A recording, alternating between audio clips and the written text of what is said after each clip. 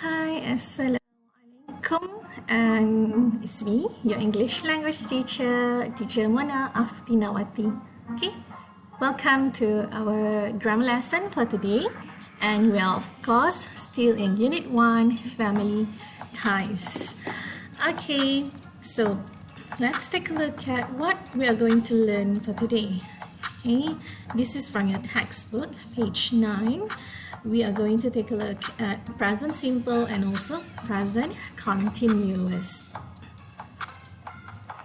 Okay, first, let's take a look at the situations when we are going to use present simple. Okay, there are 4 situations in which the first one, when we want to talk about habits and repeated action, we have to use present simple. As you know, a habit is something that you do often, and they are actually repeated. You will do it almost every day, almost in a day you're going to do it repeatedly, and so on.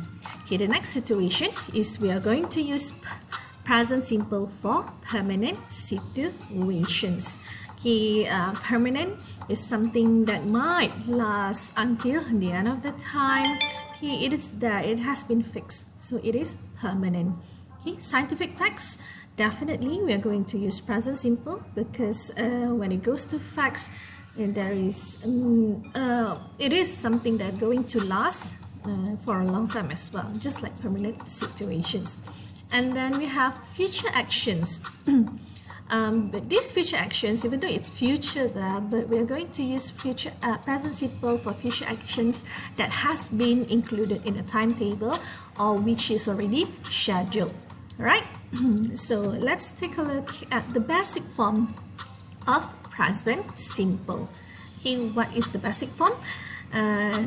For present simple, we have to simply add the suffix s to the verb.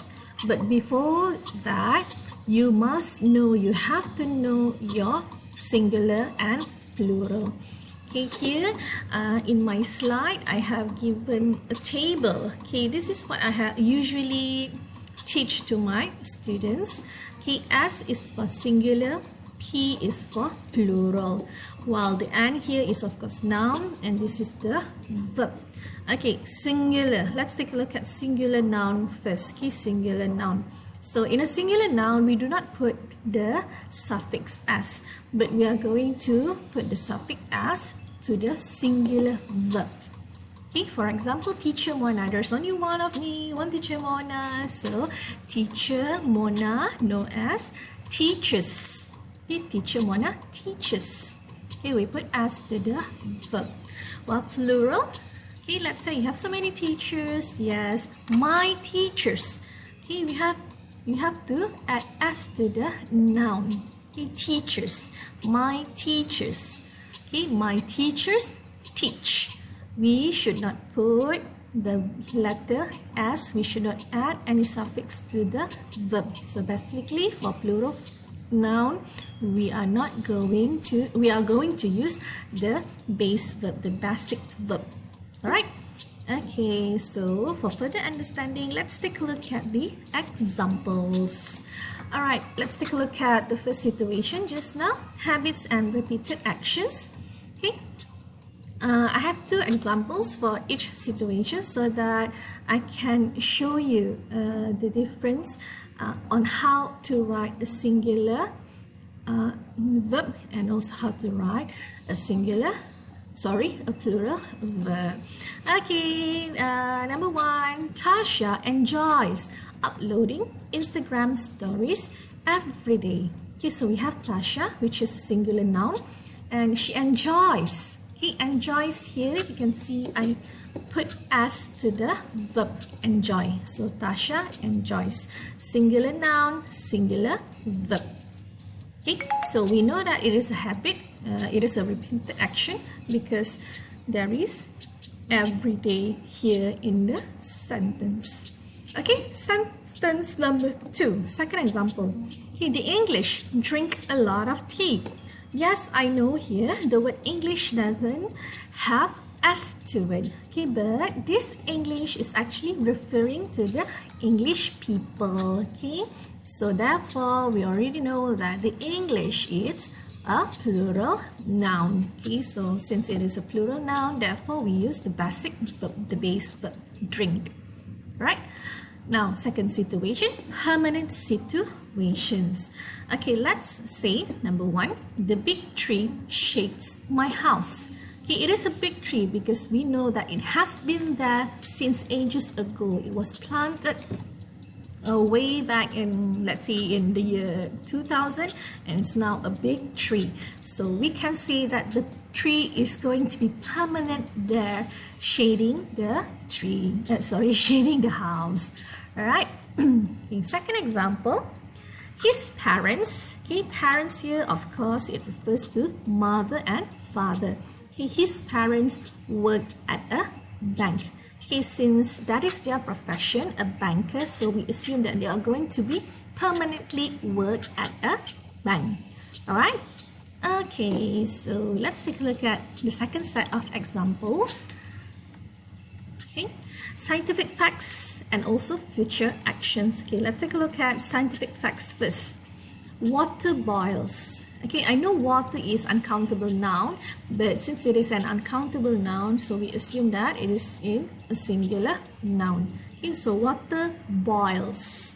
Okay, water boils at 100 degrees Celsius. Okay, so that's why we put the suffix s to the verb. Okay, and number two, many plastic bags these days are biodegradable.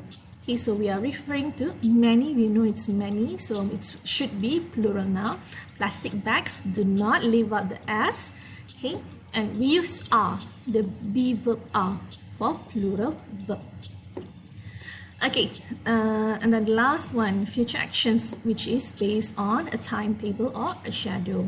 Okay, she is a singular noun. Okay, singular pronoun, so we use has. Okay, an appointment with a doctor. And then second sentence, we, okay, as in we, have a dance class next week. Okay, we know that next week is in the future, but since it is in the timetable, so we use the have verb here.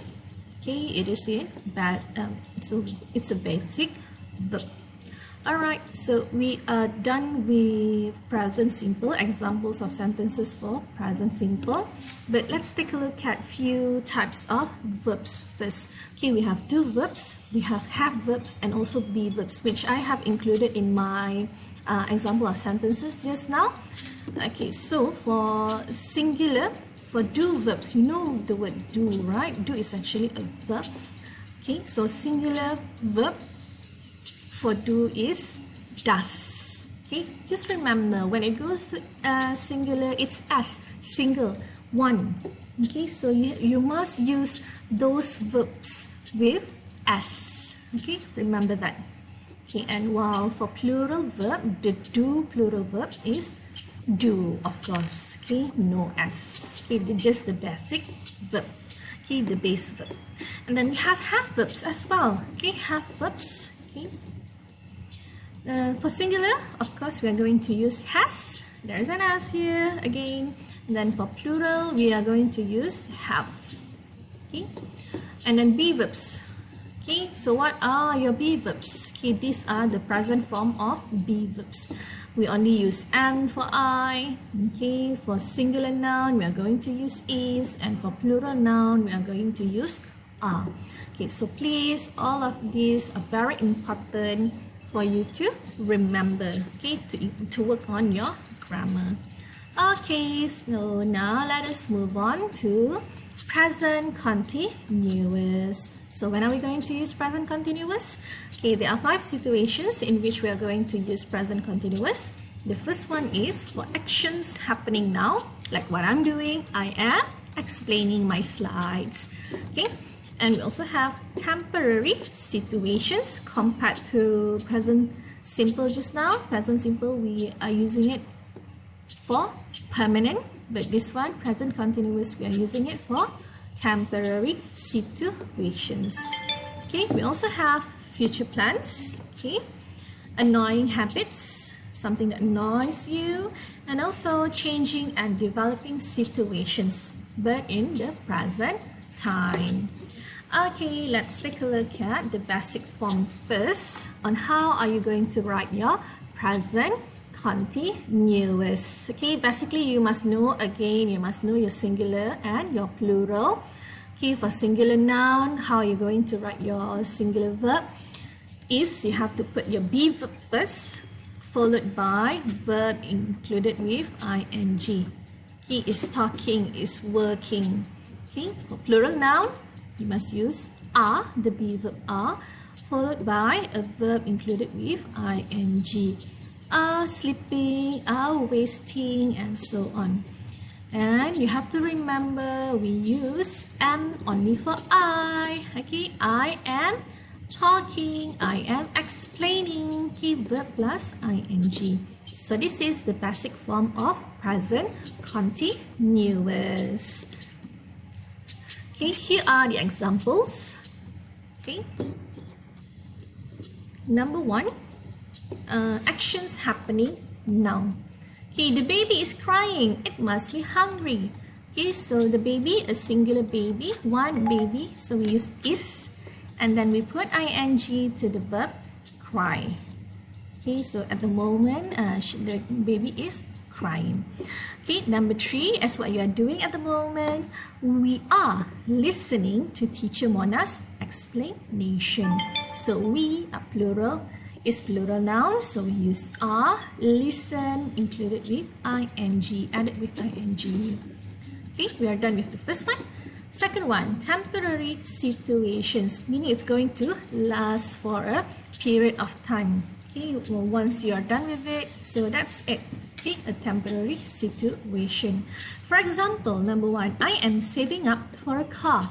Okay, at the moment, I'm saving up, I am saving some money to buy a car. Okay, so once you have enough money to buy a car, then that should be it. You are no longer saving. Okay, so that is the temporary situation.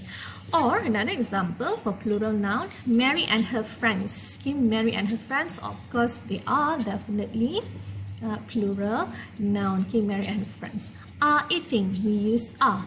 Okay, eat ing at the cafe while waiting for the class to start.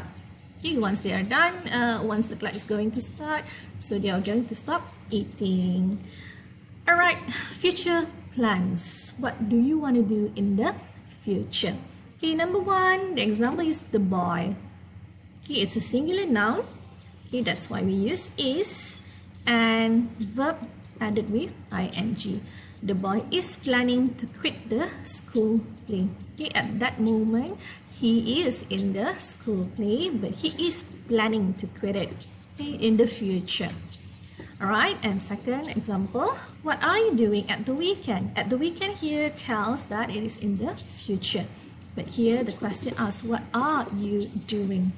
Okay, I just want to recap with you. You, okay, you can be a singular or a plural noun. Okay, it depends on the sentence. But yet again, for the be verb, you must use the be verb are, regardless it is singular or plural you. Right? Okay, just a reminder. Okay, next, the last set of example of sentences is annoying habit. Okay, something that annoys you, something that irritates you, do not like to listen to. Okay, for example, okay, she is complaining about her hair again.